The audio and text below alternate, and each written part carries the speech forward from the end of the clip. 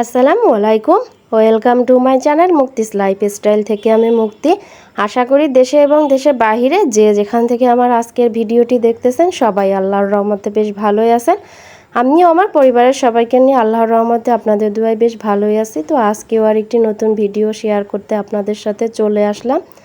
তো নুসরাতের আব্বু গত সপ্তাহে বাড়িতে আসছে, তা বাড়িতে আসার পরে হচ্ছে টুকটাক যে কাজকর্ম থাকে সেইগুলো এসে আমাকে সেরে দেওয়ার চেষ্টা করে। তো এইটা আজকে সকালবেলা নুসরাতের আব্বু ঘুম থেকে উঠে আমাদের যে বাড়ির ভিতরে যে যাবতীয় কাজকর্মের পানি সরার জায়গা, এইটা হচ্ছে মাটি যে এইখানে পাইপটা বন্ধ হয়ে গেছে, তো এই পাইপটাই ক্লিয়ার করে দিচ্ছে যাতে পানি যাইতে আর সমস্যা না হয়।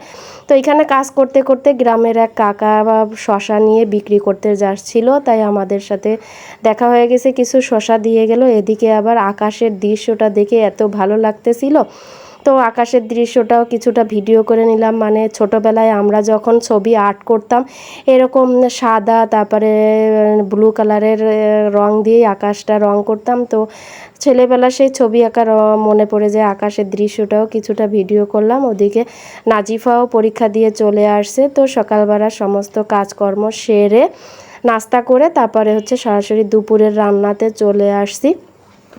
তো আজকে দুপুরে কি রান্না করতেছি এইটাই আপনাদের সাথে এখন শেয়ার করতেছি। আজকে দুপুরে রান্না করব হচ্ছে খুদের বিরিয়ানি।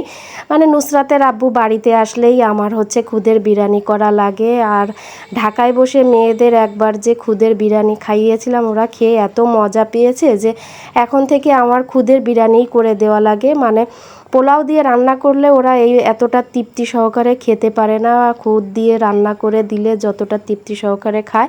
আর খুদের বিরিয়ানি করলে এইটার স্বাদটাও অন্যরকম লাগে, এই কারণে এখন থেকে আমি খুদের চাউল দিয়েই বিরিয়ানিটা করি। তো যাই হোক, আমার আজকের ভিডিওটা যারা শুরু থেকে শেষ পর্যন্ত দেখতেছেন, আমার ভিডিওর কোথাও কোনো অংশে যদি কারো এতটুকু ভালো লেগে থাকে তাহলে ছোট্ট একটা লাইক দেওয়ার অনুরোধ থাকলো। আর যারা আমার চ্যানেলটিতে নতুন বা প্রতিনিয়ত যারা আমার ভিডিওগুলো দেখে যাচ্ছেন কিন্তু সাবস্ক্রাইব করতে ভুলে যাচ্ছেন, তারা প্লিজ আমাকে সাবস্ক্রাইব করে বেশি বেশি করে সাপোর্ট করেন। আমি যেহেতু নতুন ইউটিউবার, আপনাদের সাপোর্ট ছাড়া আমি কোনোভাবেই আগাতে পারতেছি না। প্লিজ আপনারা সবাই আমাকে বেশি বেশি করে সাপোর্ট করেন।